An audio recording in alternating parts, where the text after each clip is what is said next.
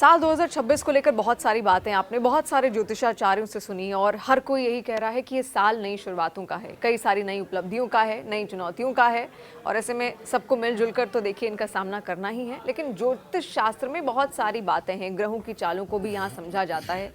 इन्हीं ग्रहों की चाल हम समझ रहे हैं क्योंकि जो पाप ग्रह कहे जाते हैं राहु और केतु और शनि एक अलग संयोग बना रहे हैं। शनि जिनको न्याय का देवता भी कहा जाता है, वही हम जानेंगे कि ये जब संयोग बनाएंगे तो आपकी राशियों पर क्या असर पड़ेगा। आप जिस राशि के आप हैं बहुत ध्यान से सुनिएगा इस पॉडकास्ट को, क्योंकि राजकुमार शास्त्री जो कि देश के जाने माने ज्योतिषाचार्य हैं हमारे साथ जुड़ गए हैं, तो इस प्रभाव को हम समझेंगे, साथ साथ आपको उपाय भी बताएंगे कि क्या उपाय इसको लेकर आप कर सकते हैं कि आपका साल 2026 बेहद बेहतर बीते।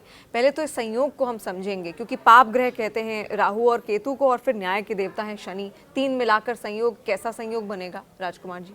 जी देखिए शिवानी जी, आपने ऐसे ग्रहों की चर्चा की है जो एक राशि पर लंबे समय तक गोचर करते हैं। जी। शनि जो है यह ग्रह मंडल में सबसे ऊपर रहने वाला ग्रह है और वह एक राशि में 2.5 वर्ष तक गोचर करता है। जी। और द्वादशे जन्म गेरासौ द्वितीये चा शनैश्चरः सार्धानि सप्त वर्षाणि तदा दुःखै युतो भवेत्। अर्थात जिस राशि पर गोचर करता है, जिस राशि पर आगे गोचर करके जाएगा जी। और जिस राशि को वह छोड़ चुका है, इस प्रकार से 2.5 करके सार्धानि सप्त वर्षाणि, सप्त और अर्ध यानी 7.5 वर्ष तक वह 7.5 लगा करके रखता है। और उसके साथ में यदि राहु का गोचर मिल जाए, राहु एक राशि में लगभग 18 महीने निवास करता है, तो उसका गोचर, तो इस प्रकार से जब शनि और राहु का एक युति बनती है तो उसको कहते हैं पिशाच योग, है ना, पिशाच योग। अब देखिए गोस्वामी तुलसीदास जी ने पिशाच का वर्णन उसमें किया है हनुमान चालीसा में, भूत पिशाच निकट नहीं आवे। यह पिशाच क्या है? भूत 84 लाख योनियां हैं और उन 84 लाख योनियों में पिशाच ये दूसरी योनि है। पहली योनि भूत योनि है, दूसरी योनि पिशाच योनि। तो पिशाच, भूत पिशाच निकट नहीं आवे। राहु और शनि का जब योग बनता है तो उससे पिशाच योग का निर्माण होता है और यह हमेशा सार्धानि सप्त वर्षाणि तदा दुःखै युतोर भवेत्। सार्धानि अर्ध और 7 यानी 7.5 वर्ष तक उस व्यक्ति का जीवन जीना दूभर हो जाता है, कठिन हो जाता है और बहुत प्रकार की क्लेशम भयम च कलहम। हमारे शास्त्रों में देखिए आज समय बदल चुका है, आज हम कहते हैं कि विदेश यात्रा एक उपलब्धि है, लेकिन हमारे जो शास्त्र हैं उसमें विदेश गमनम उसको एक दंड बतलाया है कि राजा जब किसी बहुत बड़े अपराधी को दंड देता था तो वह अपने देश से उसको निकाल देता था। हाँ। अपने देश निकाला, उसको दंड दे दिया कि देश से निकाल दिया, तो जब देश से निकाल दिया तो विदेश चला गया। तो आज की दृष्टि में, आज की भाषा में विदेश एक उपलब्धि है, विदेश गमन, लेकिन भारतीय संस्कृति में वह विदेश गमन जो है एक दंड है। यानी कोई अगर भारत से भी दूर रहकर अगर कोई विदेश में नौकरी कर रहा है तो एक तरीके से शास्त्रों के हिसाब से उसके लिए दंड है, उसके लिए दंड है। तो इस प्रकार से है ना, क्लेशम और अनेक प्रकार के वह क्लेश युक्त जीवन जीता है जब वो शनि की 7.5 से प्रभावित होता है। तो अब आज हम देखते हैं कि शनि का जो गोचर है वह मीन राशि पर है, तो मेष राशि पर शनि की 7.5 रहेगी और मकर राशि पर शनि की 7.5 रहेगी और मेष राशि पर मीन राशि पर रहेगी और उसके ठीक पीछे वाली जो राशि है वो अर्थात कुंभ राशि पर, जहाँ से वो गोचर करके मीन पर गया है।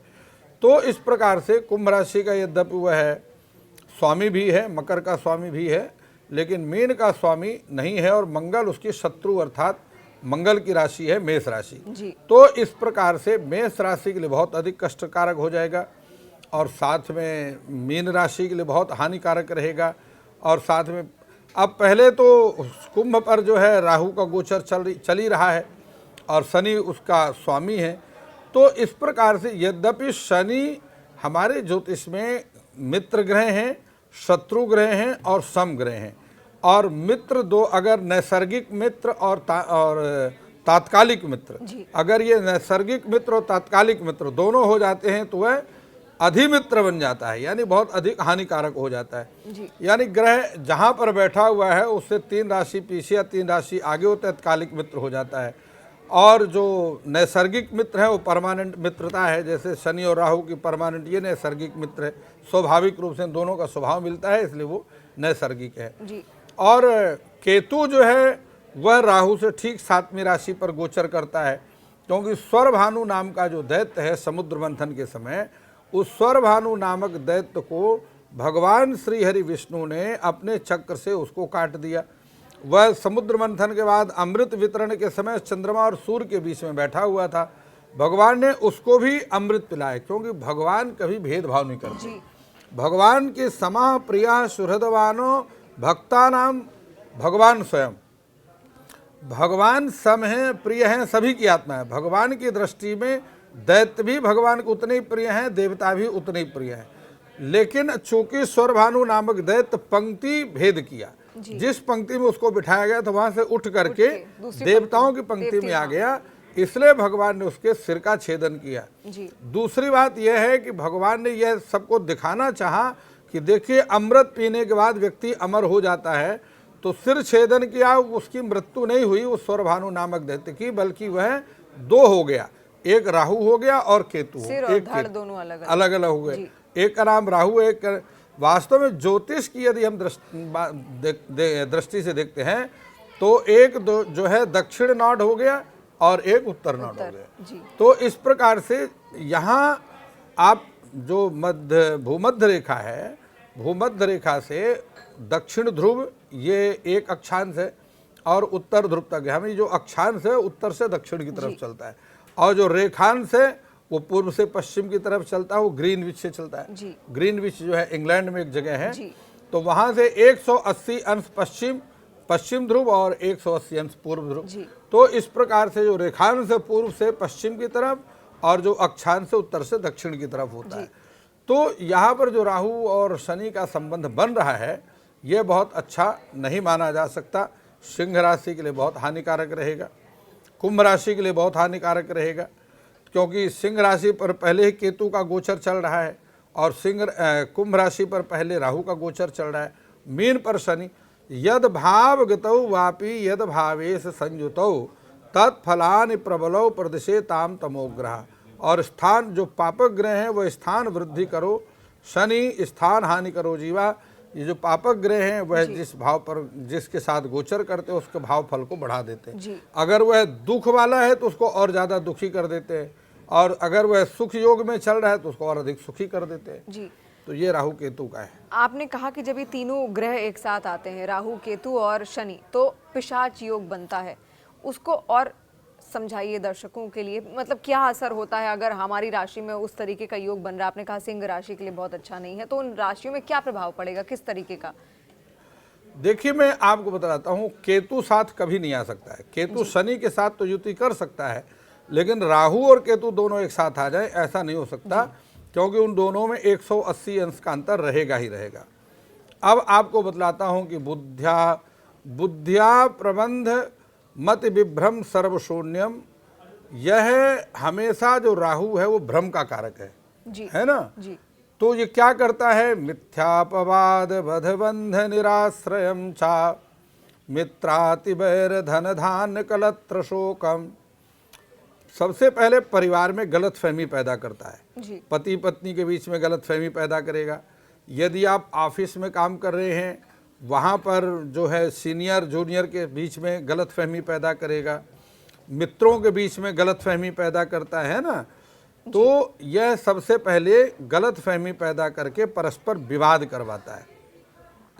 और मिथ्यापवाद बधबंध निराश्रयम चा, वह मिथ्यापवाद यानी झूठे अपवाद में अपराध किसी और ने किया, नाम आपका आ गया, तो इस तरीके की स्थिति पैदा करके बधबंध निराश्रयम चा, मिथ्यापवाद बधबंध निराश्रयम, झूठे आरोप में लेकर व्यक्ति को जेल ले जाता है, कचहरी ले जाएगा, थाने ले जाएगा, वहाँ बंद कराएगा। मिथ्यापवाद बदबंध निराश्रयम चा मित्राति वैर। और बड़ी बात है कि जो उसके मित्र हैं, जो वेल विशर हैं, जो शुभ चिंतक हैं, वही उसके विरोधी हो जाते हैं। पदबंध निराश्रयम चा मित्राति वैर धन धान कलत्र शोकम। चलता हुआ अच्छा सही व्यापार बंद हो जाएगा। अच्छी नौकरी चल रही है, एक ही दिन में सीनियर ने कह दिया कल से आप ऑफिस आना बंद कर दीजिए, है ना। तो सब कुछ ठीक ठाक चल रहा था, एक ही दिन में सब उलट पुलट हो गया। तो मिथ्यापवाद बदबंध निराश्रयम चा मित्रादि वैर धन धान कलत्र शोकम। पति पत्नी के बीच में सब कुछ ठीक चल रहा था, गलतफहमी पैदा हुई, तलाक की स्थिति आ गई जी। बदबंध मित्रादि वैर धन धान कलत्र शोकम। आशा निराश कृत। जिस काम के लिए आप प्रयत्न कर रहे हैं और आपको लग रहा है तो ये काम हो ही जाएगा, 99% हो गया, थोड़ा सा बाकी है, वहाँ जो है बॉस के सिग्नेचर होंगे, काम हो जाएगा, वहाँ पर एंड टाइम में जाकर के उसका काम रुक जाएगा। बदबंध मित्राद वैर धन धान कलत्र शोक। आशा निराश।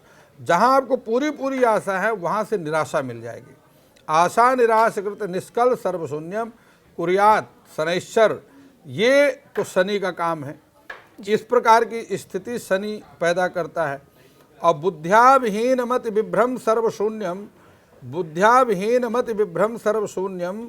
बुद्धि में भ्रम उत्पन्न करके और गलत फहमी पैदा करके चारों तरफ से सारी आशाओं को समाप्त कर देना, ये राहु का काम है जी। अब केतु का काम क्या है कि विषाद कत्री धन धान हंत्री। बिना कारण के ही मन में विषाद उत्पन्न कर देना, ये केतु का है। धन धान हंत्री। सही चल रहा हुआ व्यापार एकदम पेमेंट फंस गई और व्यापार एकदम ठप हो गया। विषाद कत्री धन धान हंत्री। सर्वापदाम विश्वनर्थ दात्री। सारी प्रकार की आपदाओं का कारण केतु होता है। और सारे अनर्थ जीवन में जो कभी नहीं हुए, कोई सोच नहीं सकता कि मेरे साथ कभी ऐसा हो सकता है। किसी कोई राजनेता है तो उसको एकदम मंत्रालय से बाहर कर देना जी, है ना, या पार्टी से बाहर निकाल देना। तो विषाद करती धनधान हंत्री सर्वापदाम विश्वनर्थ दात्री भयंकरी रोग विपद विधात्री। किसी प्रकार से कोई आपके शरीर में रोग नहीं है, सिर दर्द हुआ या पेट में दर्द हुआ, आप हॉस्पिटल पहुंचे, डॉक्टर बोला इसको तो ऑपरेशन करना पड़ेगा जी, है ना। तो सर्वापदाम विश्वनर्थ दात्री भयंकरी रोग विपद विधात्री केतु दशाशाम किल जीव हंत्री। और केतु के प्रभाव से जब व्यक्ति प्रभावित होता है तो वह जीवित बचेगा, हॉस्पिटल जाकर के वापस आएगा या नहीं, इसमें भी संदेह की स्थिति उत्पन्न हो जाती है। तो इस प्रकार से ये शनि राहु, देखिए आपको बतला दूं, शनि चाहे 12वें भाव में हो चाहे लग्न में, लग्न भाव द्वितीय स्थ हो, चाहे वो सप्तम भाव में हो, अगर किसी के सप्तम भाव पर शनि हो जाए तो वह उसके तलाक की स्थिति उत्पन्न कर देता है। तलाक की स्थिति क्या उत्पन्न करेगा? विवाद के कारण वो न्यायालय पहुंचेगा जी। और उसकी संबंध विच्छेद होगा। यदि मंगल वहां पर बैठा हुआ है, शनि की स्थिति आ जाए तो ठीक ठाक गृहस्थी चलते हुए मार कुटाई हो जाएगी जी। उस कारण से। यदि वहां सूर्य बैठा हुआ है तो उस कन्या का जो जीवन वो सास या ससुर के कारण, पति पत्नी के ठीक रहेगी लेकिन उसके अलगाव तलाक का कारण उसके सास और ससुर बन जाते हैं जी। तो ये सारी स्थितियां उत्पन्न होती हैं और सारी जो पटरी पर गाड़ी चल रही है वो बिगड़ जाती है। हर योग का एक वक्त होता है, इस योग का क्या वक्त है? और साथ साथ आपने ढैया का जिक्र किया, 7.5 का जिक्र किया। ढैया 2.5 साल की, 7.5 साल की, लोगों को इतना ही मालूम है। लेकिन इसको एक बार विस्तार से थोड़ा सा शास्त्री जी समझाइए कि किस तरीके का प्रभाव डाल सकता है उनकी राशियों पर, उनके जीवन पर, ढैया और 7.5, जिसको लोग कई बार बोल तो देते हैं लेकिन भाषा को समझ नहीं पाते। देखिए, मैं आपको बतलाया कि सार्धान सप्त वर्षाणी तदा दुख युतोर भवेत। 7.5 का मतलब यह है कि 7.5 वर्ष तक जिस पर शनि की 7.5 होगी, वर्तमान समय में कुंभ, मीन और मेष राशि पर शनि की 7.5 है। धनु राशि और सिंह राशि पर शनि की ढैया है। शनि की ढैया के बाद मैं आपको बाद में बतलाता हूँ, पहले आपको बतलाता हूँ कि 7.5 जो है वो सार्धान सप्त वर्षाणी तदा दुख युतोर भवेत। मैंने अपने जीवन में देखा है। देखिए, कहता है कि पुस्तक की पढ़ी बात क्या बतानी, अपने जीवन की बात देखो जी। मैंने अपने जीवन में देखा है कि जो गौ पालने वाले लोग थे, उनका व्यापार धंधा ही गौ का था। सारी गायें उसकी धीरे धीरे मर गई, समाप्त हो गई। ऐसे व्यक्ति को मैंने देखा कि जिसके ऊपर शनि की 7.5 आई, सारा धन संपन्न इत्यादि होते हुए भी जी 24 घंटे के अंदर उसकी कोठी बिकी और वो किराए पर आया। ये मैंने अपने जीवन में देखा है। पर शनि को तो न्याय का देवता कहते हैं ना, फिर ऐसा क्यों होता है? देखिए, न्याय वो जो है देवताओं के न्यायाधीश हैं। सारी ब्रह्मांड जो है वो देवताओं की जो सभा है उसके न्यायाधीश हैं। और वास्तव में शनि जो है एक देवता है जी जिस प्रकार से इंद्र है, वरुण है, कुबेर है, जी इसी प्रकार से हम जिन ग्रहों की बात करते हैं वो ग्रह देव स्वरूप में हैं। वैज्ञानिकों के ग्रह अलग हैं। वो वैज्ञानिकों को पहाड़ हैं, पर्वत हैं, पानी वाले स्थान हैं, बर्फ वाले स्थान हैं। वैज्ञानिकों का तो कोई आधार नहीं है, समझे नहीं बात को। लेकिन जहाँ हम सिद्धांत की ज्योतिष की बात करते हैं वहाँ हमारे जो ऋषि मुनियों ने है वहाँ उन ग्रहों को देव रूप में माना है। और इसलिए शनि की मूर्ति होती है, शनि के मंदिर होते हैं, सूर्य की मूर्ति होती है, कोणार्क में सूर्य मंदिर है, आपने देखा होगा। इसी प्रकार से उज्जैन में आप जाइए, वहाँ मंगलनाथ का मंदिर है ना जी। तो इस प्रकार से ये हमारे जो ग्रह हैं हम उनको मूर्ति के रूप में, देव रूप में मानते हैं और देव रूप में ही वो हमको प्रभावित करते हैं हमारे। और जीवानाम कर्म फल दो ग्रह रूपी जनार्दना, पूर्व जन्म के किए हुए कर्म का फल देने के लिए परमात्मा ही हमारी कुंडली में ग्रह के रूप में आते हैं जी। वो पूर्व जन्म के कर्म का फल है। तो 7 वर्ष तक वह व्यक्ति जिसके ऊपर शनि की 7.5 होगी वो परेशान रहेगा। चाहे वो कोई तन दुखी, कोई धन दुखी, कोई चिंता चित्त उदास, थोड़े ज़्यादा सब दुखी। चाहे कोई धन से दुखी होगा, कोई शारीरिक बीमारी से दुखी होगा, कोई मन से दुखी होगा, पारिवारिक संबंधों से दुखी होगा, लेकिन वह 7.5 साल तक सुखी नहीं रहेगा। इस बात की पक्की बात है। अब ढैया की बात बतलाता हूँ आपको क्योंकि समय का अभाव है जी। अब ढैया की बात यदि हम करते हैं तो चतुर्थाष्टमे जो हमारी राशि से जब 4थे या 8वें भाव पर शनि का गोचर चलता है तो ढैया कहलाती है। क्लेशम भयम चा, वह व्यक्ति क्लेश में हमेशा विवादों में घिरा रहेगा और उसको बिना कारण के कोई ना कोई भय, बिना कारण के शत्रु पैदा होंगे और कोई ना कोई भय उसके कारण कोई पुलिस केस ऐसा बन जाएगा या बिना कारण के विवाद में पड़ने के कारण उसके शत्रु बन जाएंगे या व्यापार में देनदारी इतनी बढ़ जाएगी। ऐसी स्थिति में ना तो व्यापार के लिए लोन लेना चाहिए और ना ही देना चाहिए। ऐसे व्यक्ति को लॉटरी और ये सट्टा, इन सब व्यापारों से बहुत दूर रहना चाहिए। अपने कर्म को शुद्ध रखना चाहिए क्योंकि वह कर्म का फलदाता है किसी प्रकार से भी, और उन्हें ग्रहों में कोई दया नहीं होती है, वह कर्म का दंड देते हैं। वयम तो जो है पुराण में लिखा हुआ है कि क्षमा पराधम कुरुते भगवान हरिश्वरा, वयम तो सापराधानाम दंडदाही यमाग गया। हम तो केवल कर्म का दंड देने के लिए हैं और अपराधों को क्षमा करना ग्रहों का काम नहीं है जी। तो ऐसी स्थिति में अब करना क्या चाहिए जी। यह भी दर्शकों को जानना बहुत जरूरी है कि यदि आप शनि की 7.5 से प्रभावित हैं तो शनि मंदिर में जाने का नियम बना लीजिए। जा करके शनिदेव को दंडवत प्रणाम करिए, शनिदेव को दिया जलाइए, तेल का दिया जला दीजिए, काले तिल के तेल का दिया हो या सरसों के तेल का, दोनों बात है। तेल अभिषेक करते रहिए और सरसों के तेल का आलू बैगन की सब्जी बना करके और तंदूर की रोटी बना करके दीन दुखी गरीबों को, क्योंकि शनि का काम है सेवक है जी। तो जो दीन हैं, दुखी हैं, गरीब हैं, भूखे हैं, ऐसे लोगों को आप औषधि का दान करिए, अन्न का वितरण करिए, भंडारा करिए। शनिदेव मंदिर में भंडारा करिए। यदि कहीं शनि मंदिर का निर्माण हो रहा है तो आप वहाँ सीमेंट या सरिया दे करके शनि मंदिर निर्माण करने में मदद करिए। कहीं हो सके तो शनिदेव मूर्ति की प्राण प्रतिष्ठा करवा दीजिए। 8 नंबर का जूता काले रंग का, क्योंकि शनि का अंक 8 है तो 8 नंबर का जूता आप दान कर दीजिए और शनि के पीड़ा से आपको निजात मिल जाएगी। राहु के लिए आपको क्या करना है, राहु चूँकि पिशाच योग का निर्माण करता है और जो धनु राशि और सिंह राशि के जातक हैं वह शनि की ढैया से प्रभावित हैं। ऐसी स्थिति में आपको क्या करना है, ऐसे व्यक्ति, देखिए उपाय थोड़ा कठिन है लेकिन है बहुत प्रभावशाली। मैंने कई लोगों से करवाया, बड़ा अच्छा उसका। भैंसे को जा करके आप सरसों के तेल में पकौड़े बनाइए और भैंसे को जा करके खिलाइए, अथवा ऐसे व्यक्ति को आप दूध पिलाइए और पकौड़े खिलाइए। काला कंबल ले आइए, काले कंबल में शनिवार के दिन उसको बिठाइए और बिना उबाला हुआ दूध और सरसों के तेल में तले हुए मीठे पकौड़े, नमक नहीं डालना, मीठे पकौड़े गुड़ डाल करके उसके मीठे पकौड़े बना करके, चूँकि राहु के लिए आपको उपाय करना है और शनि के ढैया के लिए उपाय करना, ऐसे व्यक्ति को खिलाइए जिसके सामने के 2 दांत टूटे हुए हों, ऐसे व्यक्ति को खिलाइए। और वो कंबल और वो बिना उबाला हुआ दूध, ना उसमें चीनी डालना है और ना उस दूध को उबालना है, कच्चा दूध पिलाना है और वो कंबल दक्षिणा के साथ ही उस व्यक्ति को दे दीजिए। यदि आप ऐसा करेंगे तो राहु के प्रभाव से आपका जो है छुटकारा मिलेगा और शनि के ढैया से भी आपको छुटकारा मिलेगा। संभव हो सके तो 8 पीपल के वृक्ष लगाइए और उनकी सेवा करिए। ऐसा करने से शनि की 7.5 से छुटकारा मिल जाएगा। और आध्यात्मिक जितना हो सके आप आध्यात्मिक बनिए।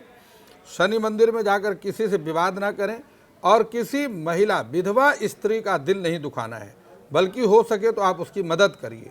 ऐसा करने से आपको केतु के प्रभाव से छुटकारा मिलेगा। ऐसा करने से आप मानसिक पीड़ा से बच जाएंगे।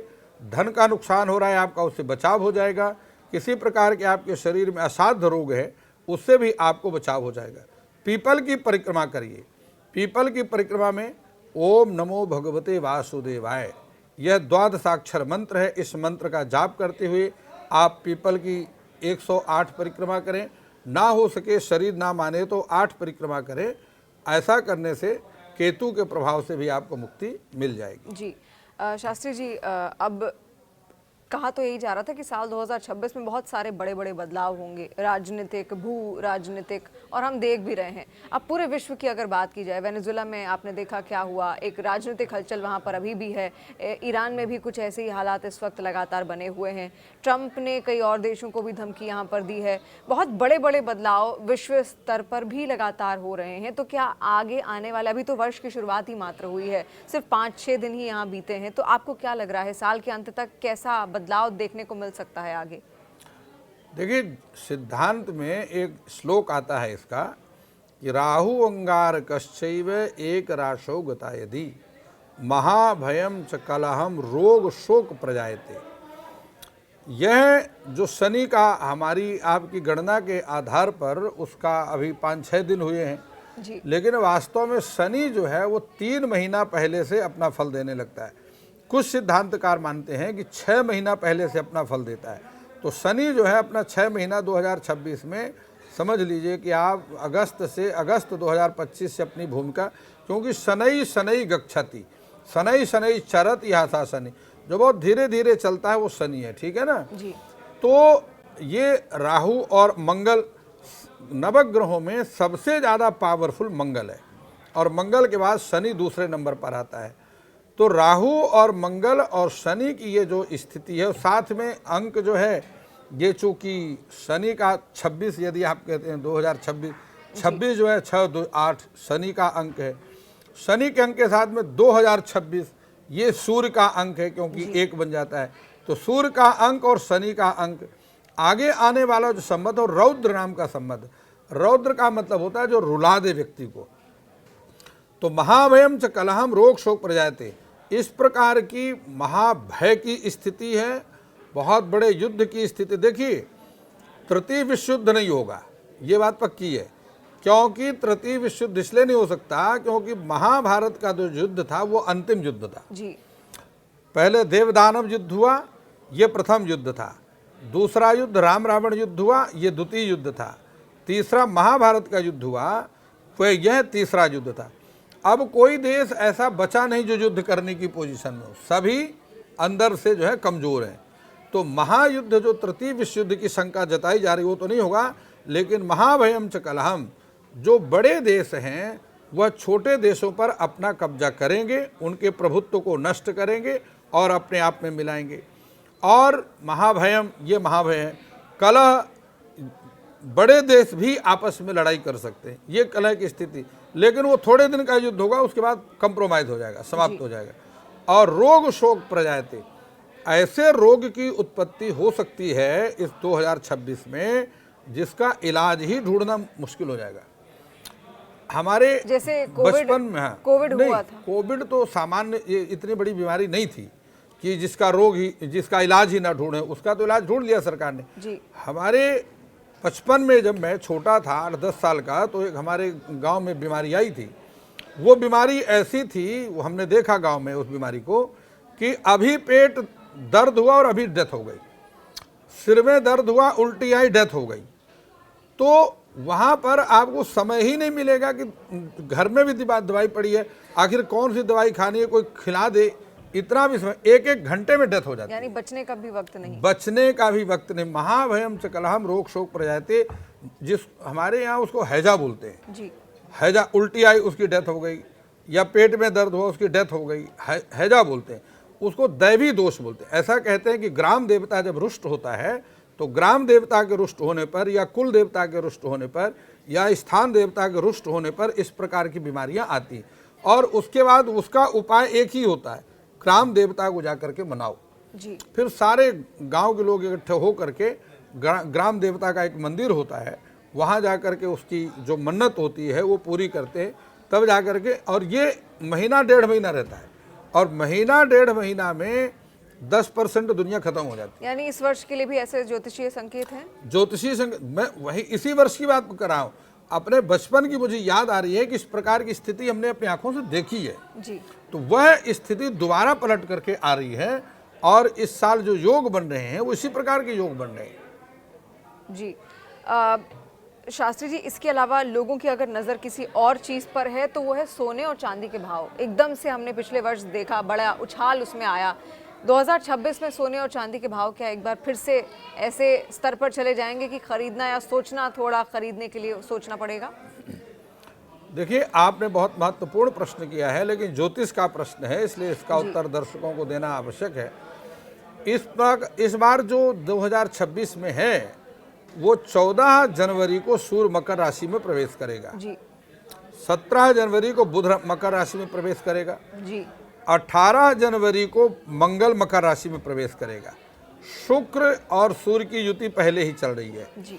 तो यहाँ पर ये 4 योग, शुक्र आदित्य योग, बुध आदित्य योग, और मंगल आदित्य और भौम आदित्य योग, जी। इस प्रकार से 4 तो आदित्य योग, राजयोग जैसे होते हैं। जी। फिर दूसरी बात, मंगल और सूर्य की युति से एक महालक्ष्मी विपरीत राजयोग का निर्माण होता है। और इसके बाद 3 नवंबर को केतु का राशि परिवर्तन होगा। जी। और 5 दिसंबर को जाकर के राहु केतु दोनों राशि परिवर्तन करेंगे। 3 नवंबर को नक्षत्र परिवर्तन केतु का, और 5 दिसंबर को राहु केतु का राशि परिवर्तन हो जाएगा। तो इस प्रकार से अब इसके साथ में जब हम धन की बात करते हैं या सोने चांदी इत्यादि की बात करते हैं, वहाँ बृहस्पति को हम देखते हैं। जी। बृहस्पति अतिचारी हो रहा है। अतिचारी का मतलब जो उसके एक लिमिटेड गति है, उससे बहुत तेज गति से चल रहा है। जी। अब मैं आपको सामान्य भाषा में समझाऊं तो, आप एक गाड़ी, कार चलाती हैं, उस कार की स्पीड है 60 जी। या 100 समझ लीजिए, 100 है, वैसे तो 60 मानी जाती है जी। कि 60 की स्पीड में आप उसको चलाइए। यदि आप उसको 60 की बजाय 150 की स्पीड में चलाएंगे तो क्या होगा, या तो गाड़ी खुद खराब होगी, जी। या किसी को एक्सीडेंट मारेगी, जी। कंट्रोल से बाहर होगी। बृहस्पति की स्थिति वही, अतिचारी का मतलब यही होता है, अपनी निर्धारित गति से डबल तेज गति से चलना। जहां बृहस्पति एक राशि को 13 महीने में पार करता है, उसकी गति है, वहीं पर इस बार पहले मिथुन राशि में 2 जून तक रहेगा, और 2 जून से कर्क राशि में प्रवेश करेगा, और 31 अक्टूबर में जहाँ कर्क राशि को उसे 1 वर्ष में पार करना चाहिए, उसको वो 2 जून से 31 अक्टूबर के बीच में कितने महीने हो गए, 5 महीने। जी। 5 महीने में उसको इतनी उसकी स्पीड ज़्यादा बढ़ी हुई है, और 31 अक्टूबर को सिंह राशि में गोचर कर जाएगा। तो यह जो अतिचारी बृहस्पति, और यह कोई 2-4 दिन महीने की बात नहीं है, यह 20 वर्ष तक है। जी। 2050 तक ये स्थिति रहेगी। ये सारी स्थिति जो है देश दुनिया के लिए अच्छा नहीं है। बहुत ठंड पड़ेगी, बड़े बड़े राजनेता भ्रष्टाचार में लिप्त होंगे, उनको देश की चिंता नहीं, स्वयं सेवक होंगे। स्वयं सेवक का मतलब जानते हैं? अपनी सेवा करेंगे, अपनी सेवा, अपने के लिए ही सेवक हो जाएंगे। वो जो है देश की सेवा की बजाय अपनी सेवा में संलिप्त हो जाएंगे। उनके भ्रष्टाचार जो है उजागर होंगे। जी कई राजनेता जेल में जाएंगे। अमेरिका में बहुत ठंड पड़ेगी, भारत में बहुत ठंड पड़ेगी। दिल्ली, उत्तर प्रदेश, मध्य प्रदेश, पंजाब, हरियाणा, राजस्थान, यहाँ वर्षा नहीं होगी। इसके अतिरिक्त स्थानों में बहुत ज़्यादा वर्षा होगी। तो कहीं सूखा पड़ेगा, अकाल पड़ेगा, और कहीं अतिवृष्टि होगी। जी वह स्थिति रहेगी। और इसी प्रकार से दो जो देश हैं वह आपस में टकराएंगे। बिना कारण के छोटी छोटी बातों पर विवाद, युद्ध स्थितियाँ तैयार हो जाएंगी। इस प्रकार से पूरी दुनिया जो है युद्ध में उतर जाएगी। जी लेकिन अच्छी बात यह है कि हम भारत में रहते हैं और भारत इनसे अछूता है, क्योंकि शनि का जो जन्म है वो सौराष्ट्र का है जी और मंगल का जो जन्म है वो उज्जैन का है। तो सौराष्ट्र से लेकर के उज्जैन तक, यानी गुजरात से लेकर के उज्जैन तक का हमारा जो स्थान है जी ये बहुत सुरक्षित रहेगा। जी लेकिन इसके अतिरिक्त चाहे वो निकाय के चुनाव हों, चाहे निगम के चुनाव हों, चाहे बड़े चुनाव हों, यहाँ सत्ता परिवर्तन होंगे और दक्षिण पूर्वी भारत में सत्ता में परिवर्तन होगा। ये बहुत विकट स्थिति आ रही है। अगर इस पर बोलते रहेंगे तो आपका समय जो है निकल जाएगा। जी इसलिए मुझे आपके टीवी चैनल के समय का भी ध्यान रखना है। इतना पर्याप्त है। संकेत जो मैंने कह दिया, मौनम स्वीकार लक्षणम, ये होता है कि संकेत ही समझदार के लिए इशारा होता है। जी बेशक। और मुझे लगता है जितना सवाल यहाँ पर हम सब जानना चाहते थे उसके जवाब आपने आसानी से बहुत यहाँ पर दे दिए। आप हमारे बीच आए, बहुत बहुत शुक्रिया राजकुमार शास्त्री जी, प्रणाम। धन्यवाद।